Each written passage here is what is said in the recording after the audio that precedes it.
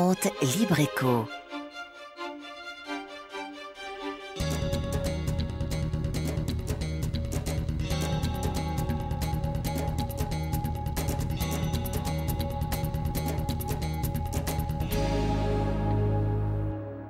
Salut à tous, c'est Libre Écho. Comme tous les mercredis, on se retrouve pour découvrir nos entreprises ainsi que ceux et celles qui la font vivre. Voici donc le sommaire de ce soir. Les chefs d'entreprise disposent d'un centre d'affaires où l'on s'occupe de plusieurs services à leur place. Le secrétariat, la prise de rendez-vous, le courrier, Bureau Club est devenu un partenaire incontournable pour une centaine de sociétés locales. Nous verrons pourquoi. Une structure qui s'est développée depuis 1997 avec à sa tête une femme qui en veut. Autour d'elle, une équipe motivée à l'écoute des clients. Immersion tout à l'heure dans les locaux de Fort-de-France. Un produit innovant pour le traitement des surfaces vitrées avec une garantie de propreté quasi permanente. C'est le bon plan à découvrir ce soir. Sans oublier nos chiffres habituels et toute l'actualité de l'économie locale. Vous êtes prêts? Libre Écho, c'est parti! Et Jean-Paul Joannel est avec nous, comme tous les mercredis. Bonsoir Jean-Paul. Bonsoir. Ça va? Ça va très bien. Le chiffre de la semaine, 257. Alors 257 millions d'euros, c'est un chiffre considérable. C'est le chiffre qui correspond à la réalisation d'un projet qui va changer votre vie, qui va changer notre vie, parce qu'il répond à un problème qu'on connaît tous les jours et parfois plusieurs fois par jour, et c'est extrêmement désagréable. Je veux parler des embouteillages à l'entrée de Fort-de-France et de toute la périphérie. Alors, ça concerne la réalisation d'un projet qui s'appelle, c'est un nom un peu barbare, TCSP, Transport collectif en site propre. Le site propre, c'est parce que c'est dédié à un mode de transport. Ce sera le tramway sur pneus, puisque la décision a été prise.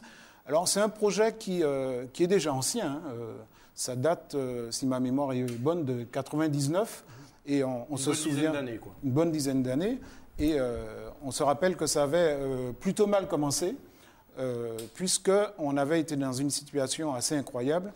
Il y avait eu 2 projets qui avaient été présentés au financement de la Commission de Bruxelles. Un projet qui avait été initié, il a été le premier par le Conseil général, les services techniques du Conseil général dirigés par Christian de Verclos, donc c'était en 99.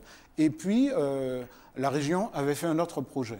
Et donc, on s'était présenté en ordre dispersé à Bruxelles. Il y avait une collision de projets. Voilà. Et Bruxelles avait répondu assez logiquement, écoutez, mettez-vous d'accord, je ne veux voir qu'une seule tête. Et ça avait motivé, quand tout le monde était revenu en Martinique, la création du syndicat mixte du transport collectif du TCSP, syndicat mixte qui avait été dirigé par Eugène Lavener et qui avait regroupé toutes les forces. Donc il faut les citer parce que c'est important. Le conseil régional, Ange Lavener, maire du Marigot et à l'époque vice-président du conseil général, spécialiste de transport. Il y avait le conseil régional, le conseil général, la CACEM. Donc tout le monde s'est mis dans un même syndicat et tout le monde a travaillé ensemble. Donc on a vu ça sur le terrain. Et il faut parler de l'ambition de ce projet. Il veut simplement changer notre vie, changer notre manière de travailler finalement, puisqu'il se propose de transporter pratiquement 70% de la population martiniquaise. Ce n'est pas négligeable. C'est pas négligeable du tout. À l'horizon 2015, c'est ce qu'on nous promet. Et par exemple, entre place Mao, Lamentin et Fort-de-France, le centre de Fort-de-France, ce serait au maximum 20 minutes, avec une grande régularité. Tout ça pour dire que le projet avance, Jean-Paul. Le projet avance, le projet va changer notre vie, et je vais vous en parler parce que, en regard de son importance, on n'a pas l'impression qu'on en parle beaucoup. Parfait.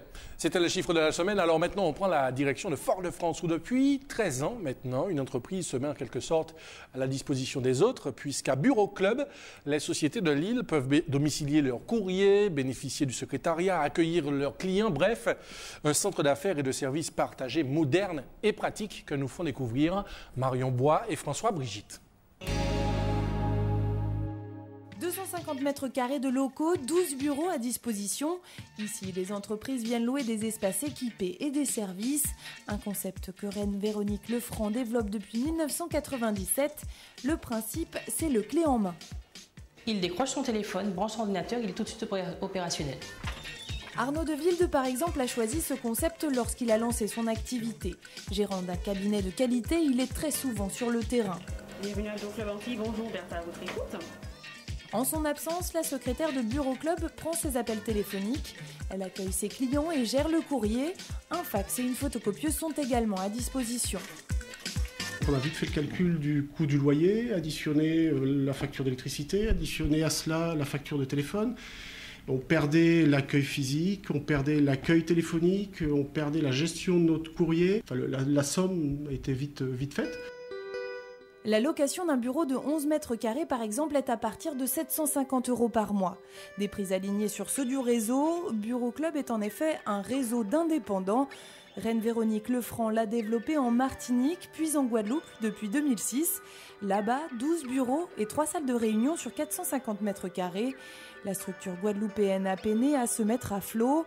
Bureau Club atteint tout juste l'équilibre des bénéfices entre la Martinique et la Guadeloupe. Le chiffre d'affaires, quant à lui, se situe aux alentours de 700 000 €. Pour l'entrepreneuse en tout cas, fonctionner en réseau assure une meilleure visibilité. Je dirais qu'on gagne en notoriété tout de même d'être en réseau. Ensuite, on gagne d'être un petit peu pour certains utilisateurs déjà de ces services-là, d'être un petit peu en pays connu, puisque nous avons des sociétés qui viennent et qui nous contactent de par la métropole. Donc effectivement, peut-être que spontanément, ils viendraient plus vers Bureau Club que vers des sociétés qui ne connaissent peut-être pas forcément encore. Le réseau permet d'attirer les clients et finalement, une fois installées, les entreprises restent relativement longtemps. Alex Gautry est ici depuis 5 ans, même si la solution n'est plus aussi rentable qu'au début. Si on reste logique, ce type de service est valable pour quelqu'un qui s'installe pendant 1 an, 2 ans, le temps de trouver ses marques et ensuite, bon, surtout si on se situe dans une perspective de développement, c'est clair que ce n'est pas la solution idéale. Mais l'avantage d'un tel bureau, c'est que ça vous donne beaucoup de souplesse. Parce que du jour au lendemain, effectivement, je peux aller ailleurs. C'est le seul. J'ai mon ordinateur, je prends l'ordinateur et je m'en vais. La souplesse, c'est décidément le maître mot du secteur. Nous sommes chez Mailboxes, un concurrent de Bureau Club. Ici, le concept, c'est le one-stop shop à l'américaine. L'entreprise peut louer des bureaux équipés avec l'accueil téléphonique, mais aussi faire de la traduction, des impressions, envoyer ses courriers ou encore créer son site web. Un seul stop ici permet toutes ces actions, une solution qui permet à certaines entreprises de se relancer après la crise. Comme on domicilie des entreprises, il y en a eu pas mal qui ont eu des difficultés, on a eu à saisir ça, à subir cela, mais en même temps, il y a de nouvelles choses qui se créent, hein, donc, et les gens aujourd'hui sont peut-être un peu plus prudents. L'idée, c'est d'avoir une structure le plus légère et surtout qui s'adapte le plus possible, proportionnelle en fait aux besoins. Le client qui n'a pas besoin de faire de facture, ça ne lui coûte rien, il n'a pas quelqu'un à payer à plein temps et à coût fixe. C'est uniquement des coûts proportionnels. Dans cette logique de réduction des coûts, certaines entreprises font appel aux télésecrétaires de Bureau Club. Bonjour. Sur cette plateforme, des hôtesses font le secrétariat d'une centaine d'entreprises. D'autres sociétés ont quant à elles choisi la domiciliation d'entreprises. Elles disposent ainsi d'une boîte aux lettres, une activité très réglementée. Bureau Club transmet donc chaque trimestre la liste de ces entreprises aux impôts. Le but étant d'éviter que les sociétés ne se servent de l'activité de domiciliation pour cacher des choses, masquer des choses, voilà, et n'échappent en tout cas à l'administration fiscale. Donc c'est pour ça que c'est une image qui est importante de donner en termes de rigueur. Le SINAF, le syndicat des professionnels du secteur, compte réglementer encore le métier. D'ici la fin de l'année, un agrément sera nécessaire pour exercer la profession. Voilà, et Reine Véronique Lefranc nous a rejoint. Bonsoir. Bonsoir. Vous êtes gérante donc de la société Bureau Club. Alors, d'abord peut-être revenir sur la domiciliation d'entreprise. Pouvez-vous nous en rappeler le principe ? Bien écoutez, le principe est que pour une société qui souhaite implanter son siège social et qui soit en phase soit de création, soit de développement, soit de multi-implantation, puisse trouver dans nos locaux une adresse qui représente son image de marque et où elle va donc pouvoir, dans ses cabis ou pas, ça dépendra si c'est une domiciliation commerciale uniquement ou juridique. Les cabis, la carte d'identité de la société. Voilà, tout à fait, qui sont la carte d'identité de l'entreprise, donc de manière à ce qu'elle puisse avoir cette adresse, qui est l'adresse de l'entreprise, qu'elle mettra dans sa carte d'identité. Donc en clair, Jean-Paul ou moi, nous créons notre entreprise, nous domicilions la société chez vous et nous pouvons profiter des services, donc secrétariat, accueil, etc. Tout cela pour également un coût, on a vu, à partir de 700 €. Je crois que le concept est d'origine américaine à la base. Comment avez-vous réussi à vous faire connaître, à le développer ici? Eh bien, écoutez, c'était une rencontre, une opportunité, effectivement. Au départ, on sait bien que c'est un concept qui vient des États-Unis, qui ensuite s'est propulsé sur la métropole et ensuite qui est certainement arrivé dans nos régions, je pense, dans les années 90. Et c'était à peu près dans cette période, 93-94, où j'ai fait la découverte de ces services et en tout cas de ce type de concept. Une centaine d'entreprises, je crois, aujourd'hui hébergées à Bureau Club. Ouais. La communication a évolué au fil des années. C'est quoi? C'est le bouche à oreille? Comment ça se passe? Eh bien, on peut dire que quand le client est satisfait, forcément, il en parle autour de lui. Et donc, c'est un parcours de fourmis. Petit à petit, effectivement, nous avons essayé de faire notre place sur ce secteur. Et donc, qui est particulier, un secteur particulier. Écoutez, oui, bien sûr, qui s'adresse à une cible qui est essentiellement professionnelle. Ce sont des créateurs, des professions libérales, des consultants, des entreprises TPE, PME de toute taille. Donc, on reste effectivement très, très ciblé. Jean-Paul? Oui. Est-ce que le développement de Bureau Club est lié au fait qu'en Martinique, la création d'entreprises est particulièrement dynamique? Est-ce que, en d'autres termes, est-ce que votre société travaille plutôt avec des entreprises qui sont en train de se créer, ou bien, j'ai vu que mon ami Alex Gautry est là depuis 5 ans quand même, donc il y en a qui restent, mais est-ce qu'il y a un turnover important? Est-ce que c'est une espèce de couveuse d'entreprises? On peut penser cela, effectivement. Nous avons souvent l'occasion de dire que nous servons de tremplin à certaines entreprises.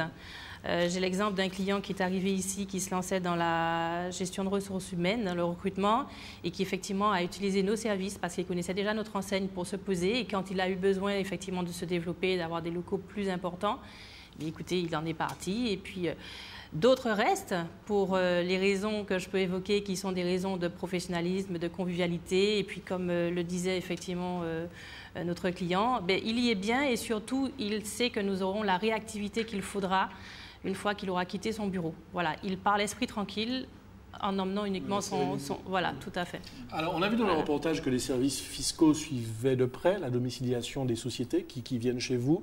Pour que nos téléspectateurs comprennent bien, est-ce que vous pouvez nous expliquer les risques?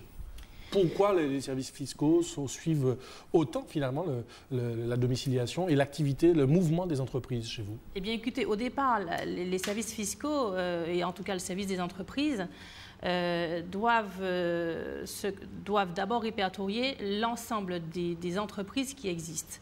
Les retrouver dans un seul lieu en plus grande quantité mérite effectivement qu'on puisse vérifier que les contrats sont faits dans les règles de l'art.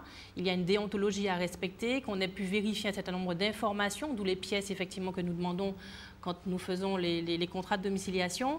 En tout cas, le chef d'entreprise se doit de connaître son client quand il va signer ce contrat et s'engager avec lui dans cette relation contractuelle. Ça veut dire qu'il y a eu des dérapages à une époque? On a pu penser cela, effectivement.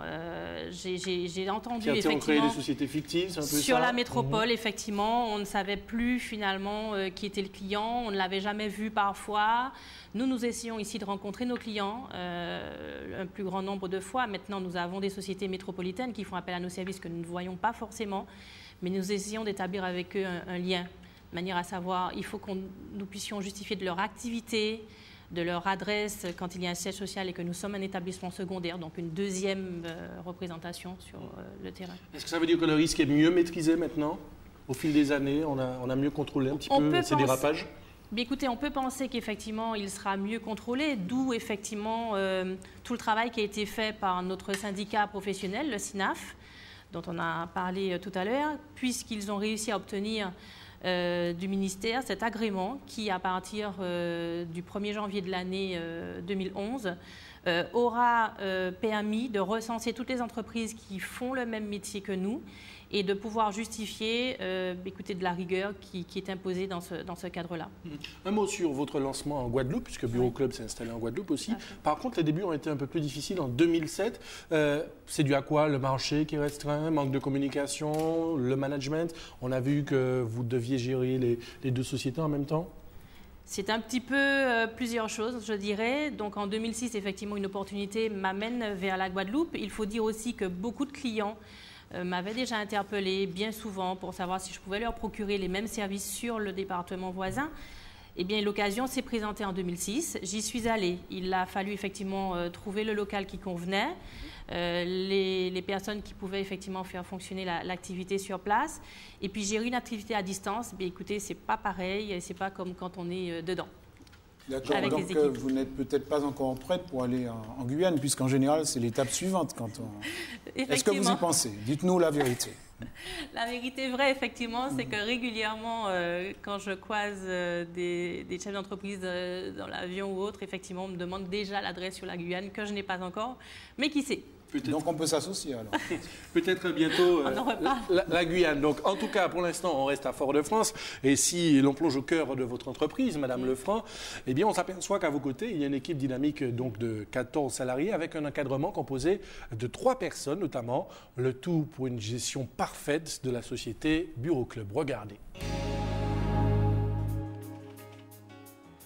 La vie de Reine Véronique Lefranc se partage entre la Martinique et la Guadeloupe. Pour lancer son activité dans l'île Sœur, la chef d'entreprise se rend régulièrement sur place. Pas assez à son goût, ce qui expliquerait les difficultés de démarrage en Guadeloupe. Et pour que tout se passe bien durant son absence, l'entrepreneuse a su s'entourer. Un bras droit et un bras gauche en Martinique, rien que ça. Linda Corridon pour le centre téléphonique et... Déjà terminé ? Hubert Jasmin pour le côté administratif et comptable. Un trio qui évolue dans la confiance. Ça fait maintenant 5 ans que je suis présent dans la boîte, donc j'ai pu évoluer effectivement pour maintenir et mettre en place cette relation de confiance qui lui permet justement d'effectuer ces différents déplacements donc en dehors des départements et donc de me laisser un petit peu, entre guillemets, on va dire, les responsabilités au quotidien. Autre poste clé, celui de la secrétaire commerciale. Bertha Blaise doit avoir une mémoire à toute épreuve. Ici, par exemple, elle connaît le numéro qui correspond à chacune des 100 sociétés dont elle a la charge. Oui, avec l'habitude, puisque ça fait déjà maintenant 7 ans, donc je m'en souviens effectivement de tous ces clients. Assurer le secrétariat pour une entreprise n'est déjà pas simple, mais avec une centaine, il faut savoir s'organiser. J'évite d'avoir trop de papier, sinon je vais me perdre. Donc je fais beaucoup appel à ma mémoire, c'est vrai, et puis à titre informatique, en fait, on a peut-être des logiciels qui font des rappels à l'écran, ça évite les papiers. Bonjour. L'informatique, le collègue préféré de ces dames. Au centre d'accueil téléphonique, les télésecrétaires ne travaillent que sur ce support.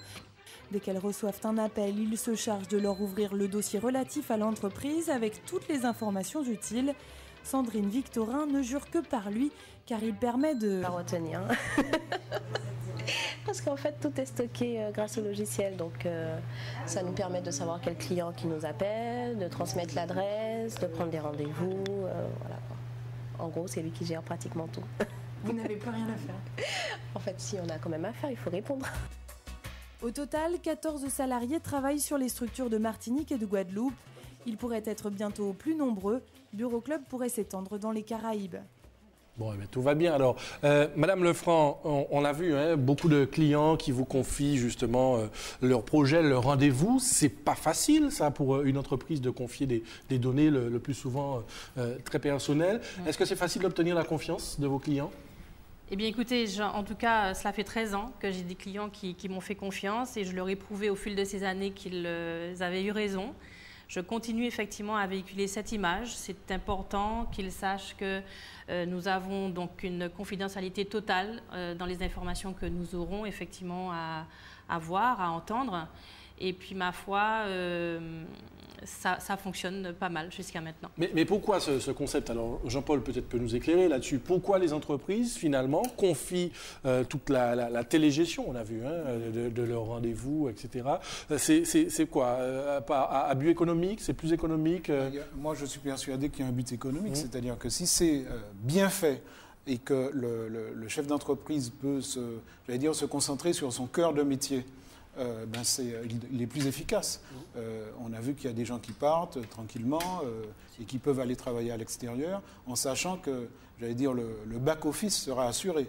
Et ça, c'est une force considérable, parce que si vous n'êtes pas tranquille de ce point de vue-là, vous êtes fragile à l'extérieur aussi et vous ne serez pas performant. Mais alors je reviens, j'insiste, hein, parce que bon, on ne sait jamais. Est-ce que, parce que finalement, vos employés, là, ça tourne. Si moi, je vous confie la gestion de ma société, de mon planning, l'employé qui s'occupe de cet agenda aujourd'hui ne sera pas forcément le même la semaine prochaine. Est-ce qu'il n'y a pas de risque de fuite, de faille? Soyons honnêtes. Eh bien, soyez honnêtes, il n'y en a pas. Pourquoi? Parce qu'effectivement, nous avons mis en place au fil des années, en tout cas, une organisation où le client est au centre de nos préoccupations. Donc aujourd'hui, avec mon équipe effectivement de direction, avec mes collaborateurs, les télésecrétaires, nous essayons de faire en sorte qu'effectivement, toute difficulté ne soit pas rencontrée une deuxième fois, quand il y en a une. Donc, en fait, c'est une activité très intense en termes d'organisation au quotidien. Les plannings doivent être bien faits. Nous ne devons pas effectivement manquer de ressources. Mais nous sommes aussi tous dans la polyvalence, ce qui fait que je peux être aussi amenée à répondre s'il y avait un besoin urgent. Et toute cette organisation fait qu'aujourd'hui, bien écoutez, le client vraiment peut être rassuré sur le fait que nous allons décrocher son téléphone, que nous allons pouvoir traiter son courrier et que nous allons pouvoir assumer en tout cas les prestations qu'il nous a confiées. Un mot sur votre équipe de direction, elle est très restreinte, on l'a vu, 3 personnes. C'est quoi, c'est un choix dans le management? Et est-ce qu'il porte ses fruits? C'est un choix qui porte ses fruits aujourd'hui. Nous avons aujourd'hui une vraie complémentarité et une vraie confiance. Des collaborateurs comme eux, effectivement, je ne sais pas si on en trouve beaucoup, mais en tout cas, c'est vrai que j'ai la chance de travailler avec eux et je peux les en remercier. C'est ce dont nous avons besoin, nous, dans nos petites entreprises. C'est ce dont le chef d'entreprise a besoin pour pouvoir se reposer et justement aller vers des solutions de développement. Il faut qu'il puisse confier la gestion quotidienne, ce que je faisais il y a quelques années. Il faut qu'il puisse la confier donc à des personnes en qui il aura toute confiance pour pouvoir justement aller à l'extérieur et parler de l'entreprise et pouvoir la faire évoluer. C'est ça, ça veut dire que c'est un état d'esprit particulier pour l'employé que vous recrutez. Le jour où il commence chez vous, il sait que bon, eh ben voilà, il a quelque chose de particulier dans l'exercice de ses missions à mettre en œuvre.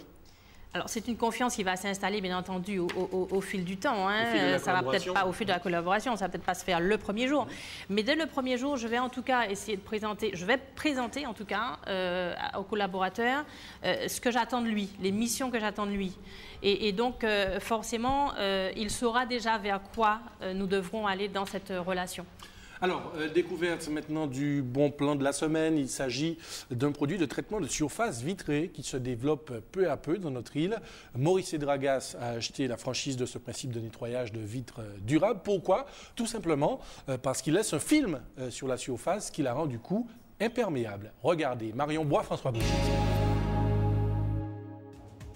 Laver ses carreaux, pas vraiment une partie de plaisir. La solution, le faire le moins souvent possible, c'est ce que permet ce produit.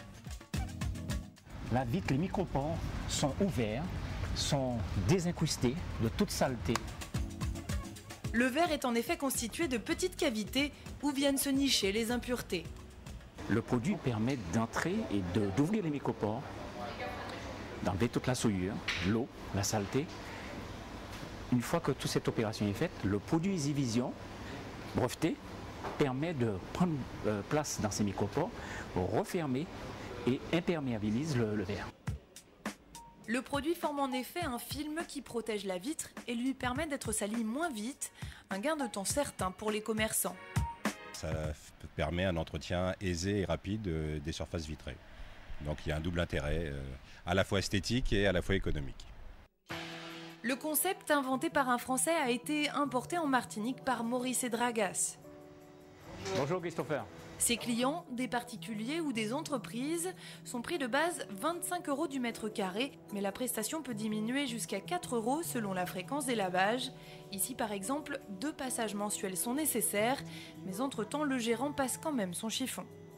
Tous les matins, c'est normal parce que comme il y a quand même beaucoup de passages et avec l'application des droits de chaque client, il faut juste avec un petit coup de chiffon, c'est moins fatigant, surtout quand on a une grande vitrine et beaucoup de parties vitrées. Le concept a trouvé d'autres déclinaisons. Les autres déclinaisons, c'est qu'on l'a réduit à petites lingettes, les lingettes Easy Lunettes, qui permettent de traiter les toutes petites surfaces pour voir un peu l'efficacité du produit. Sous forme de lingettes, le produit s'applique donc sur les lunettes, les pare-brises, les miroirs ou encore les meubles. Voilà, comme je dis souvent, on n'arrête pas le progrès. Une petite réaction, Madame Lefranc, à ce nouveau concept? Eh bien, moi, je dirais un concept tout à fait intéressant qui va pouvoir décharger effectivement les personnes qui ont besoin d'avoir de belles vitrines, en tout cas une belle présentation. Eh bien, écoutez déjà de cette mission et puis on pourra se concentrer sur autre chose. Alors, vous avez souri pendant le reportage parce que je crois que vous connaissez le porteur de projet. Tout à fait. Je connais Maurice Edragas, effectivement, dans le cadre d'une association qu'ils appellent l'APM, l'Association pour le progrès du management. Donc, c'est une association qui nous permet, chefs d'entreprise, d'évoluer, enfin numéro 1 et numéro 2 d'ailleurs, des entreprises, de pouvoir évoluer, de pouvoir avoir une ouverture sur ce que devrait être demain la gestion de nos ressources humaines, notamment dans nos TPE. Alors justement, puisque vous parlez de demain, un mot avant de nous séparer sur les perspectives pour votre société, le développement, vous le voyez comment? Alors Jean-Paul parlait de la Guyane, on a vu la Caraïbe comme grand projet pour la suite. Quelles sont les perspectives à votre niveau? Les perspectives pour moi, écoutez, faire connaître encore plus et davantage notre concept qui reste encore un peu méconnu. Avoir encore plus d'entreprises qui pourraient utiliser nos services pour se concentrer sur leur cœur de métier. Et puis, ma foi, bien, écoutez, aller effectivement plus loin et au-delà de nos territoires et de nos marchés. Donc, la Caraïbe, en tout cas, étant le marché le plus proche. C'est tout le mal que l'on vous souhaite. Bon courage donc à votre équipe de direction et puis aussi à vos collaborateurs qui travaillent au service des entreprises. Écoutez, chaque jour, vous allez le saluer de notre part. Merci encore. Je vous remercie. Je remercie également les clients qui nous ont fait confiance et qui m'ont permis d'être là aujourd'hui et qui nous ont permis d'être là. Allez, LibreEco, c'est presque terminé, mais avant, on aura droit bien évidemment à l'agenda de Contact Entreprise juste après ça. Et mon cher Jean-Paul, de quoi parle-t-on cette semaine? Alors, deux événements simplement. Retenir, en tout cas. La fête des entreprises du 18 au 21, on en a déjà parlé. Tous les renseignements sont sur 2 sites internet. Le site de Contact Entreprise et le site de Entreprise et Environnement. Voilà, on va très vite. Et les adresses vont s'afficher en bas de l'écran. Et puis un deuxième événement qui agite un peu, qui fait le buzz, mais bon, c'est pas de notre faute en tout cas. C'est la conférence de M. De Villepin qui est organisée par Contact Entreprise. L'ancien Premier ministre, Dominique de Villepin. L'ancien Premier ministre, qui va venir discuter avec les socioprofessionnels. J'insiste, on a volontairement limité cette discussion aux socioprofessionnels et à M. De Villepin pour discuter de la situation de l'économie martiniquaise, qui est un petit peu difficile. Ce sera quand? Alors, ce sera mardi soir, et là, mais c'est sur invitation. La semaine prochaine. Voilà, mais l'information valait la peine d'être signalée. Je crois qu'à TV, ça en fera l'écho de toute façon. Évidemment, on suivra cela de près. Merci en tout cas. Merci Jean-Paul. On se retrouve la semaine prochaine pour une nouvelle émission de LibreEco. Merci à vous de nous avoir suivis jusque-là. Remerciements aux équipes techniques. Et puis, on se retrouve la semaine prochaine, mercredi, pour un nouveau numéro de LibreEco. À bientôt.